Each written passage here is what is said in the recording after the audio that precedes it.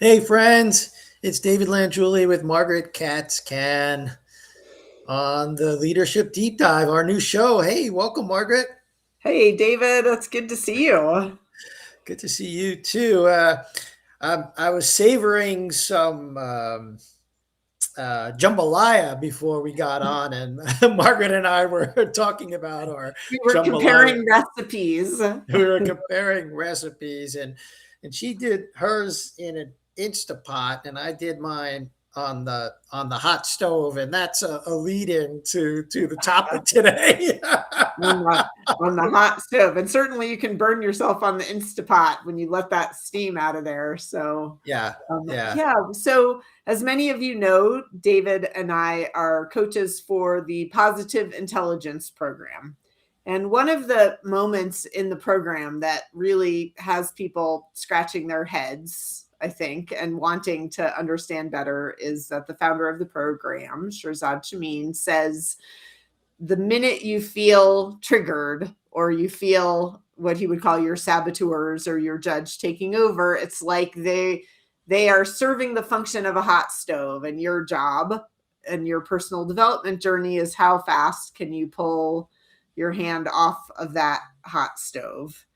And so I think for some people that really makes sense. You know, that place for them of emotional activation is so horrific that they're like, yeah, let me get regulated as fast as possible. But there are many other people who sort of feel like, well, aren't I supposed to feel my feels? You know, aren't I supposed to experience these emotions? And so it's kind of a cool place of discussion. I don't think there's a right, well, I think Shirzad might say that there's a right answer, but I think for the people who engage, it takes them a while to find their personal relationship with that yeah, idea. yeah. I like what you're saying. The what I've noticed, having done this work, for more than 10 years now, and is that everyone has their version of taking their hand off the hot stove. Yeah, and But you kind of know when you let it burn too long. yeah, I think we're speaking very metaphorically here. So I'm Yes, thinking maybe let's yes, give a more concrete example. yeah, So sure. um, I was just listening to one of the videos, and Shirzad Shamin is talking about, like, he woke up and it was rainy and his whole day went south from there. But he Right, sort of right, specifically, then he gets caught in traffic and he's getting more and more amped. And then he walks into a meeting at work and hears that a deadline has been missed. right, And he just he just blows right, his lid, right? right, right, So then he says, you know, that was the hot stove, like getting burned. But then in the old days before he did his work, he would leave his hand, he'll tell you, he would leave his hand on the hot stove and keep yelling at people and undermining people and trying to take control of the process with his work team. And he's saying mhm, that's the hot stove.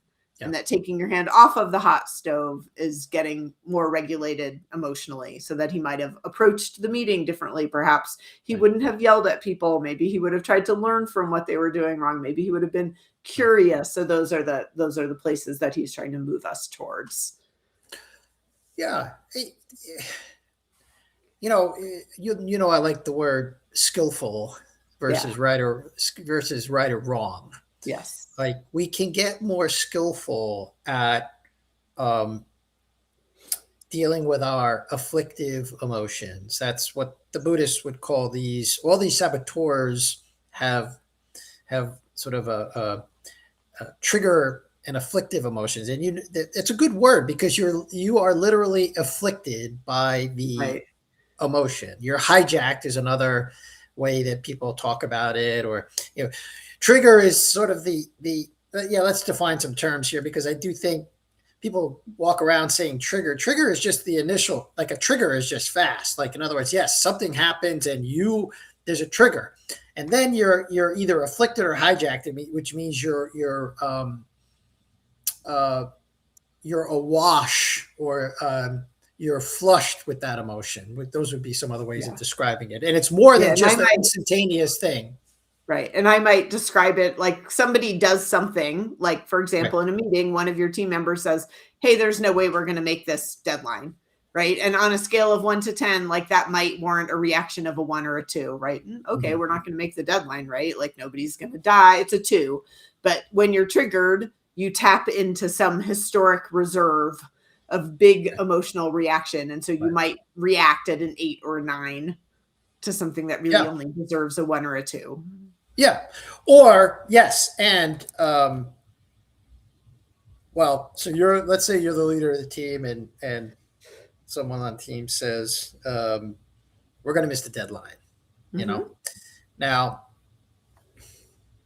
some of these saboteurs, as soon as you hear that, that's the trigger. Now, the perfectionist says, or we call that the stickler says, no, we don't miss deadlines. Right. Right. Because we do everything perfectly on time. Yeah. And then you're down a slippery slope. The hyperachiever might collude with your hyperachiever might collude with your stickler and say, oh, no. We got to get that trophy. Yeah. We always, in fact, I purposely set that deadline farther out so we could achieve it. Right.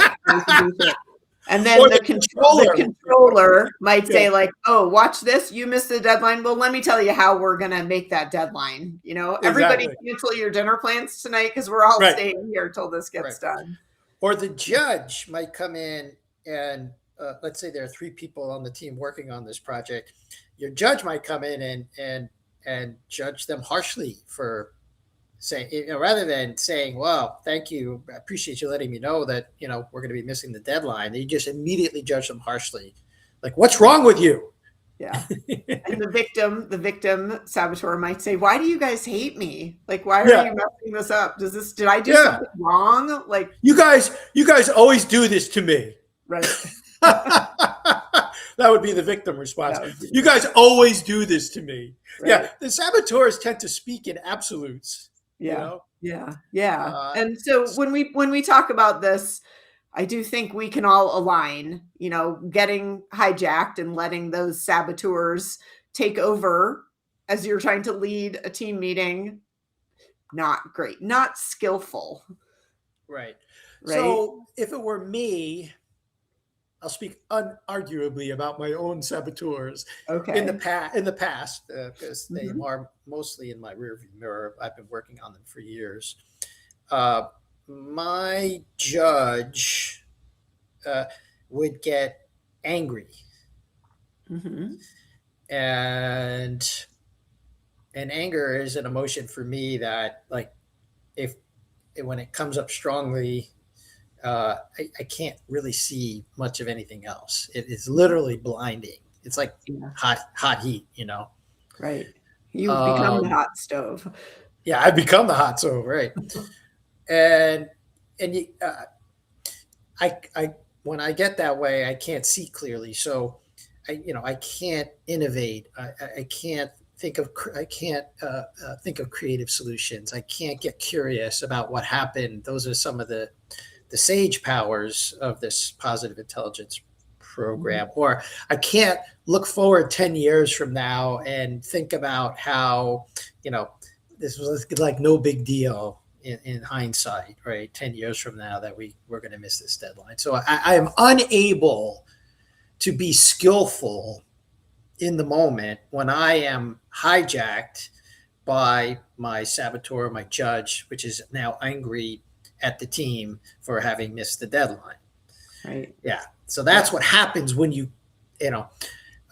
you're hijacked. And the longer you keep, I speak again for myself, the longer I stay angry, the less skillful I am, whether I don't care if it's my family, my work, anywhere in my life, friendships, it's just not a good place to be, which is why Shirzad and the tools we give you in the positive intelligence program help you to first notice. So sometimes when you're hijacked, you don't even know you're hijacked. Right. Yeah. Yeah. I love what you're saying, David. And I think you and Shirzad might have pretty similar reactions when you're hijacked, like that place of anger and judgment. Right. And I think where this becomes something to double click on and look a little more closely, many of my clients their saboteurs are more pleaser. Mm-hmm. And so the pleasers don't get angry, right? In fact, sometimes if you're a pleaser, your work is to get angry. And I was Mm-hmm. thinking about this and wondering if maybe if your trigger place takes you to fight or flight, Mm-hmm. right? And so if your trigger space takes you to fight, which you just said yours kind of does with that anger, and I think the person who is leading the program also, that's true. And so Mm-hmm. as he talks about emotional regulation, he's talking about getting calmer, catching your breath. But what I don't think he 100% addresses, but comes up sometimes in my coaching sessions, is if your place of emotional trigger is to freeze or get really quiet or to swallow your emotions, Right. emotional regulation actually means expressing yourself. It might Yes. even mean getting angry if you Yes. need to raise your voice or express something. So I'm not Yes. sure he really talks a ton about that nuance, but I Right. feel it for sure. Yeah, I like what you're saying, and so the first place is to notice if you're, let's say, you're a pleaser, or maybe you're a victim. I have some of that too in my saboteur tool set. Uh, Mhm. you know, the victim is always disappointed. And then it is a retreat, like it's a way of getting attention by Right. being small and Yes, emotional dysregulation looks really different if you're a right, freezer or a right, flighter or right, a fighter, or I guess right, fawn is another one if you're a fawner, like depending on right. what your nervous Yeah, system does in the face of trigger, recovering to a more emotionally stable place looks really different depending on where right. you start from. Yeah. So I would say that my experience of working with clients who have a pleaser saboteur, kind of married to one, which also she also has an avoider, a place that pleasers and avoid, those two sometimes go together, especially when it comes around conflict. Now, if we're going to have a conflict, I'm going to be all in, right? But pleasers and avoiders are not going to be all in. They're just going No, to, thank yeah, you. Yeah. no, no, thank you. But that's the point. And this is the place where you notice that you're freezing or fleeing. Right. You're noticing that this is your response, or you're trying to please, or you're trying to avoid. And the invitation is to generate, I would say, not so much anger as courage, but it kind of lives in that land. It may require that you generate a little heat to actually engage in the conflict. Mhm. Yeah, Yeah. absolutely. Or to protect your own toes from being stepped on sometimes, Yes. you know? Yes. Yeah, I Yeah. think there are places where, for people whose background has them learning that they are not supposed to get angry. Sometimes a little anger is not the worst thing in the world for those people. So let's say something more about it, because before we got on the show, and since this is a leadership deep dive, we are going deeper than the 7 week program might allow. Although if you hire one of us to be your coach, we'll go there, because we Yeah. have this nuance. Margaret and I have this nuance, and we have a little bit more vocabulary around it. But the PQ program is a great place to start. Um, the the hand on the hot stove, like you pull it off fast, but maybe there's a what we're saying is there's a way for you to pause and actually notice and feel whatever it is you're feeling, uh, and then shift. So and sometimes for me, it means I have to feel that feeling for quite a while. I mean, sometimes it'll morph into a mood, and then because of my nervous system, it's a very hard way. It's a hard thing for me to exit unless I go to sleep, or I walk away from the situation, or go to the hot tub or something. Mhm. So it does.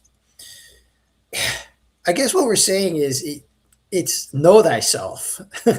Yeah. Yeah. And that You know, this idea of pulling your hand off the hot stove doesn't mean that you're instantly recovered or that you're instantly kind of back in the game. I mean, I think the idea of getting triggered and using that metaphor of a hot stove is to notice it, right? right, Like you have all these nerves in your hand so that you don't leave your hand there and let it get burned. And right. emotionally, can we find the same, a parallel action where you learn what it feels like when you start to get triggered.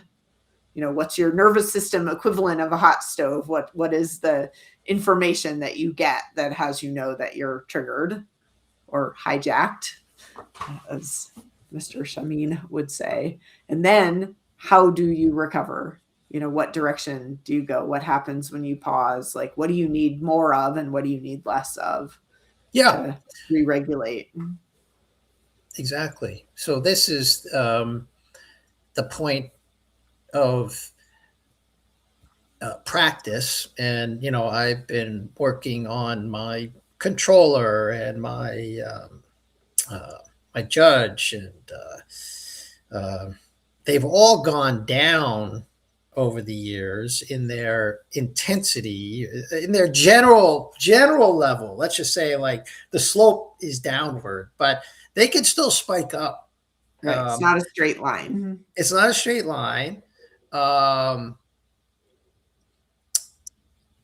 with clients that have stuck with this program for a long time, that have worked with me and stay in touch with me, they will sometimes get frustrated, which is a form of anger, that their negative emotions, if you want to call them negative, or let's call them afflictive, haven't disappeared. Whatever that, anxiety is another one, right? A lot of these saboteurs are generated by fear and anxiety, and then when you peel back the layer of it, they realize like, oh no, I am much more skillful than I ever was at Yeah. dealing with these situations and that emotion, whatever it is. Right. I don't think any of us in this lifetime gets to expect to never feel frustrated or Right. derailed or, Yeah. hurt or, I think the personal journey is to learn how to recover sooner. Yeah. Right. And that is it's a practice, like anything else in the mindfulness realm of mindfulness. And this is a mindfulness based program based on a lot of neuroscience, cognitive psychology, performance science. And the aim is to practice, practice, practice. That's the only way you get to Carnegie Hall. And it's an ongoing thing. And it's really only, I'm noticing as we're having this conversation, it's in the rear view mirror where you can see your progress. Yeah, I think that's true. And Or sometimes noticing like, wow, when I used to get derailed, it would take me, till the next day to recover. And now, I don't know, sometimes 3 minutes, sometimes an hour and a half, but that's a huge improvement. That's a huge improvement for me, you yeah, know. Yeah. right. And for some of you out there, it might be not avoiding. So not it's refrain from avoiding the difficult emotion that you're experiencing. You see, this is the counterintuitive part. I think we just nailed it. For some of you out there, actually the avoider saboteur will have you avoid these afflictive emotions and when you really need to experience them. And I think this is getting at the heart of what you and I were talking about before we got on the show. Yeah. Yeah. And I think just as a reference point in the program, grief is exempt. Grief does not count as an afflictive emotion. I think that's Yeah. the founder of this program says grief is part of life and it's not one you get to pull out of. You have, Yeah. It's part of life. And I would say, I don't know if he says this, but just as you were saying it, I realized grief is part of love. yeah. Actually, Yeah. it's that you loved someone that you're grieving. So that's really kind of, see, this is how complex emotions are. Yeah. I'm here today. Maybe this has never been said before live on LinkedIn, that grief is part of love.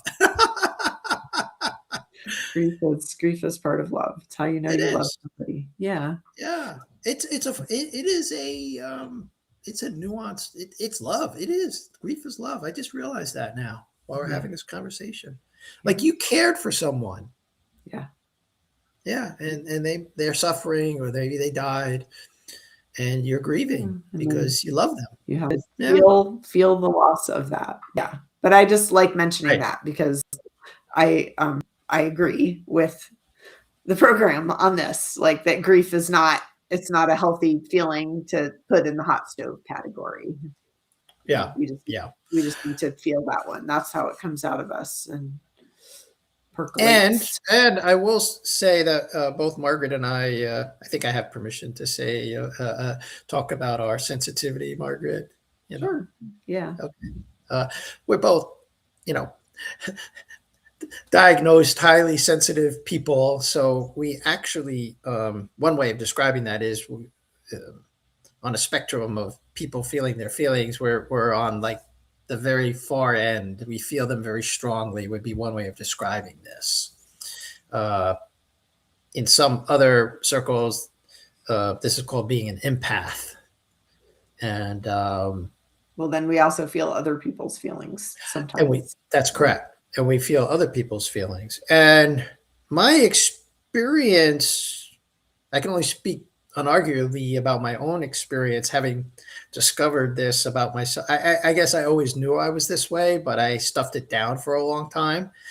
So it's a blessing and a curse. I'd say I'm starting to see more of the blessing in it now, but one of the things that I've noticed is I tend to feel those feelings for longer duration. So sometimes I just can't, like, look, if I can pull my hand off the hot stove of an afflictive emotion, I'm going to do it because it just feels better.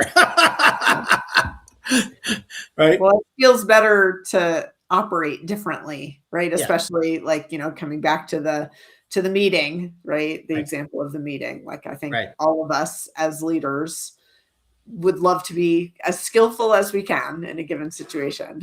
And Yeah. which means being curious, being discerning, being creative, Right. that judging people, I guess I shouldn't say every leader wants this because clearly that proves not to be true. But If every leader wanted this, you and I our coaching practices would be completely booked. it's true. I think there are unfortunately bad bosses out there, but for people who would really like to, lead from a different place, this is a skill that we all aspire to.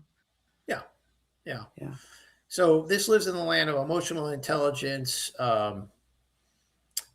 more mindfulness, being aware of your triggers, your reactions, and responding more skillfully. So if that's the kind of leader you want to be, reach out to one of us and we'll get you going and get you started in the positive intelligence coaching program. It takes 7 weeks. It's the payoff is huge. Yeah. The return on investment is just unbelievable. So, stop avoiding and reach out to one of us.